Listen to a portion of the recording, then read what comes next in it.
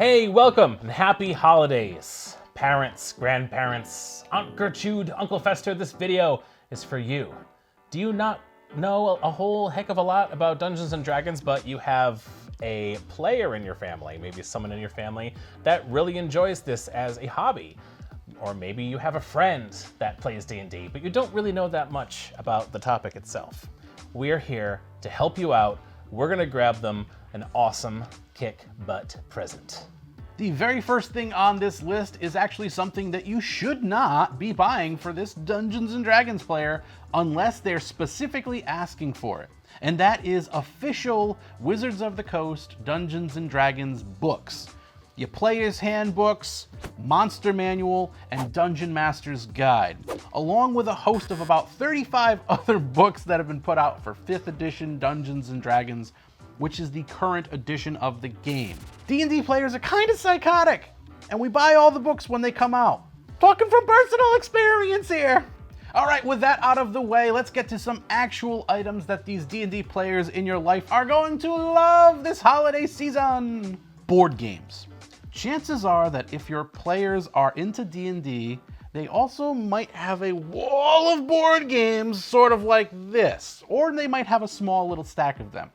They are sort of hobbies that run perpendicular to one another. The first game we have here is a little card game called Dungeon Mayhem.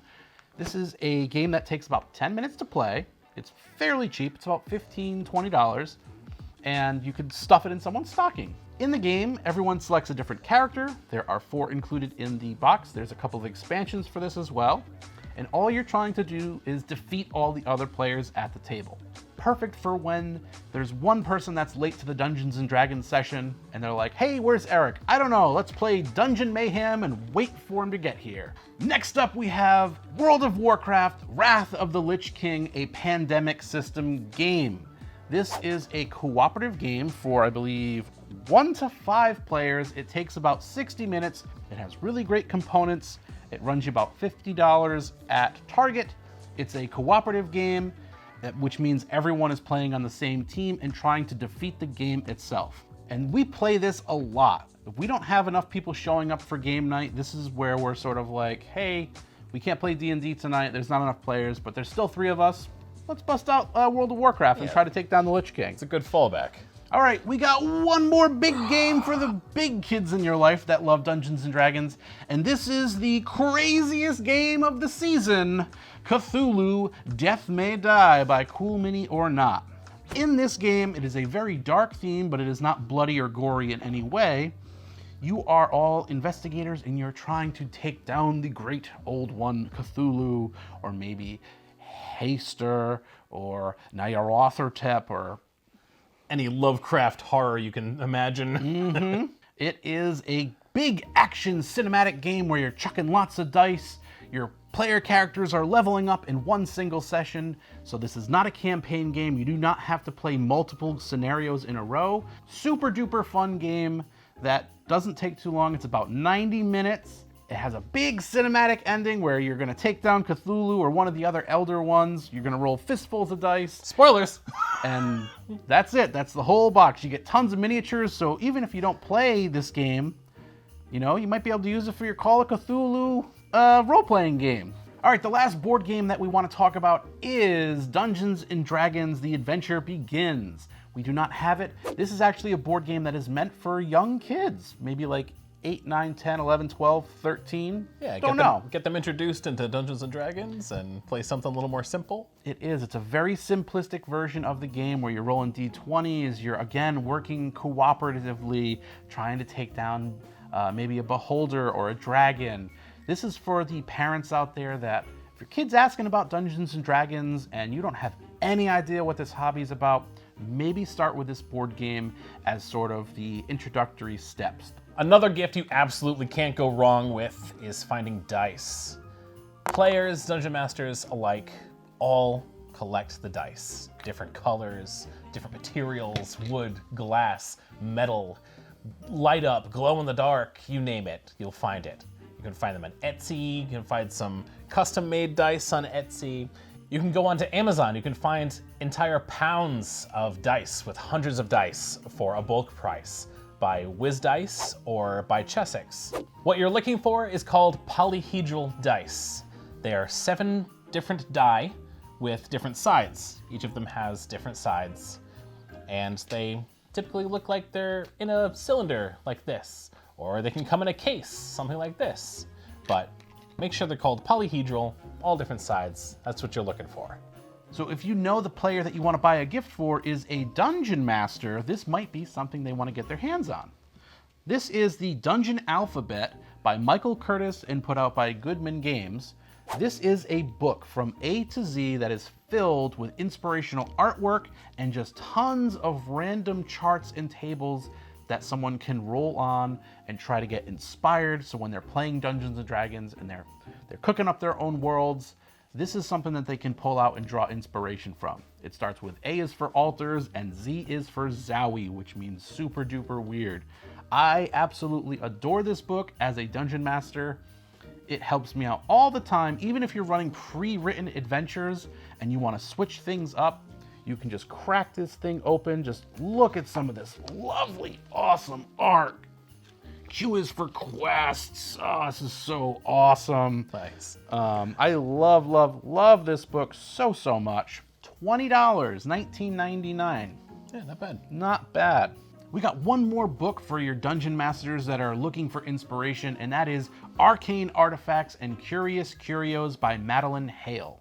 I came across this author a few years ago on Amazon, and I am super glad that I did because I love her work. She's got a couple books out. This one in particular is all about artifacts and general items, potions, armors, weapons, magical items. Just a wonderful, wonderful book that is going to fill your dungeon master with all kinds of inspiration. You can find this right now on Amazon for $16.99. It's a thick book and it is worth every gold piece that you're going to spend on it. Next up, we have these official Dungeons & Dragons spell cards. They're made by Gale Force 9, and they make them for all of the different classes in the game. That's the Druid deck. This is for the Martial classes. It has all your powers. These cards are essentially glossy. You can spill drinks on them. They're wet erase, I believe. They're just decks and decks filled with nothing but spell descriptions. As a player, if you're playing a spellcaster, one of the hardest things to do is remember what all of your spells are. These vary in price based on the different classes because each class can learn different amount of spells. So the Druid one is a little bit thinner than maybe the Arcane spells that the Wizard can learn. Yeah, that makes a lot of sense. So the prices do vary on these, but the quality is excellent. Whenever these go sort of in and out of print, where there's a shortage of them, they go for a lot of money because they're a hot item. I can't play a spellcaster in Dungeons & Dragons without these. They've ruined me. So they make an excellent gift. I think someone would absolutely love and treasure these, and it's a super thoughtful gift. There are a bunch of companies that make these spell books, these spell decks. One of them that I really love, but I don't have myself because they're very pricey, they're called the animated spell decks, the animated spell books. And they are little lenticular 3D cards, so when you shift them about, if you have Fireball, it actually looks like a fireball is exploding. Oh, that's fun. They are so awesome. They are a bit pricey, so if you want to spend some cash on this D&D player, that would be the option. Unfortunately, they're not like class specific. I think they're just like level 1 spells, level 2 spells. But I think if you were to buy a couple of them for someone, they would really appreciate it. And then they can let their craziness take over and they'll start buying the rest of the set themselves. We'll put a link to this down in the Nether Realm, our description of the video down below, and there'll be a link there so you can go check these out yourself. They will probably sell out around the holidays because they're again, hot commodity. People love these things. So pick them up now. Go get them. This little thing is completely ridiculous and it's almost like a gag gift for someone. Maybe if you know someone at the office that plays Dungeons & Dragons. It is a mini dice dungeon, which is exactly what it sounds like. So in Dungeons & Dragons, players will roll dice trying to roll a d20 and they're trying to roll high. And a lot of the times, if you're like me, your dice will roll a 1, which is a critical failure or a fumble, and that's really bad.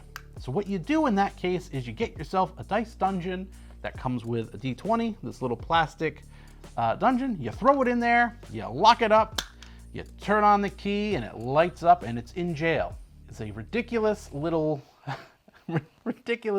item that I think someone that plays Dungeons and Dragons would really get a kick out of. It even comes, if you look in that little box there, Kamo, a book telling you how to tame your die using the mini dungeon. I love it. And I think someone that loves D&D in your life will love it too. It's a virtual world now, folks, so it's likely that your Dungeons and Dragons player is playing online as well. Now, they might be using something called Roll20. This is a platform that players use to communicate, coordinate, and play the game without needing to play on a table. Now, Dungeon Masters have to sign up to Roll20 to use the platform for their players, and a lot of them have to subscribe for the year. So you can pick up either Plus or Pro for your Dungeon Master, which is a great gift. You can also pick up things for them like different games, assets, and pictures and images to use on their maps during their games. You can also pick up any kind of merch or apparel for them. Zines. What are zines, Kamo? They are independently published little booklets that are filled, sometimes like this one, Flick Silverpen's Dragontown by fellow YouTuber JP Coovert. This is a whole little adventure that he cooked up. You can find this on his website. We'll put a link down to it. Then you got really weird stuff like this called Night Yeast Volume 2. These are made out in Sweden, I believe. It is just chock full of amazing layout and beautiful artwork, tons of stuff. There's actually these really cool isometric maps made by this guy named Skull Fungus, who's really popular on Instagram. He's a great cartographer. You can find them at a place called Exalted Funeral. This one right here is called Phylactery by Planet X Games. And again, it is just inspiration for your Dungeons and Dragons games, but maybe at the cost of $8 or $10. They're almost like little comic books. They're filled with wonderful artwork, and maybe you grab like 1, 2, or 3 of them for the person who you're like, oh, their favorite stuff changes all the time. Yeah. And so they might like Night Yeast is really weird and sort of just like an acid trip. And then you've got Flick Silverpen's Dragontown, which almost has this really awesome cartoony sort of Dragon's Quest like artwork. And then you have Phylactery, which is like old school D&D mixed with like heavy metal. The zine scene in 5th edition and other role-playing games is really, really strong, and we want to support independent creators as much as we're supporting massive corporations like Wizards of the Coast. When you're shopping for Dungeons and Dragons themed t-shirts and apparel, you'll likely find a myriad assortment of different phrases, words, inside jokes, shapes that you'll see on these items. Namely, one of them is a very geode-looking shape, and that is an icosahedron. It is a 20-sided shape, and that is the most commonly used die that we use, a D20. Now, it has 20 numbers on it. Rolling it, getting a 20, that's the best result. We get a critical if we hit on 20, and you roll a 1, that's the worst result. You'll also come across something that says DM. That's the Dungeon Master. That is the person leading the story. Do your homework. Ask the girlfriend or the friend of the player that you're buying for what their class in the game is. Druid, Paladin, Fighter, and try to buy a t-shirt or any kind of apparel with that class theme. You might also start running into some of the famous monsters from D&D, like the Beholder. It is a circular monster with no legs and arms and just has a bunch of eyeballs. There is the Mimic, which is a treasure chest that the lid pops up and has teeth and tries to eat you. An Owl Bear, which is a bear with an owl head. Various other... How did this ever get popular? Right? What is wrong with us? This one has a mohawk. He's pretty cool. Once you open up that Etsy app, you start going down the rabbit hole. None of these things are wrong to purchase. Visit Etsy. They got dice bags. They got dice trays. They have dice towers. A tower is what you drop the dice in and it rolls the dice for you. There's a dice holder. That's a dice tower. Oh yeah, satisfactory. There's also dice coasters, where they made a coaster you can put your beer or your cider on it, and then it also has spots for each of your die. So cool. Most of the stuff on Etsy is made by real people, not machines. So if you're looking to get this gift for someone in the holiday season, get it now. buy it now so you can have it in time. So the last piece of advice we can give you is that you might be hearing from other sources that you could commission artwork for this player's character or the entire party that this character plays with. This is a really awesome idea, except that there may not be a whole lot of time left. Do it now. I've worked with these artists. I've had zines that I've printed myself. This stuff takes a while. You need to go back and forth with the artist. This is probably an artist's busiest time of year in terms of they're getting commissions for these types of projects, and you might not be the first person in line. And it's a real person doing this drawing or this digital painting for you, and it could take a really long time and it can be very expensive. I definitely support these creatives. They do amazing, amazing work, but do it now. Get in line. Support your artist. Don't be cheap with these. You're supporting an individual artist. This is an investment, and someone who receives this as a gift is going to be so happy with this. Happier than any kind of technological device you could buy them, or video game, or gaming console. It lasts forever. An even better idea is it might be too late now, and if it is, start this process in September, August. Have that present, have that gift ready. Yeah, because on top of them drawing a bunch of nerdy D&D artwork for people, they are also getting ready for the holidays and trying to be a sane person during this time of year. That's our list.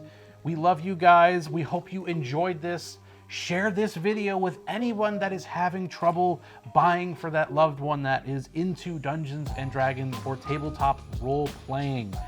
We hope it makes your holiday season joyous and a little bit easier this year. Thanks for joining us, Liches. Happy holidays. Ho, ho, ho, and a bottle of rum?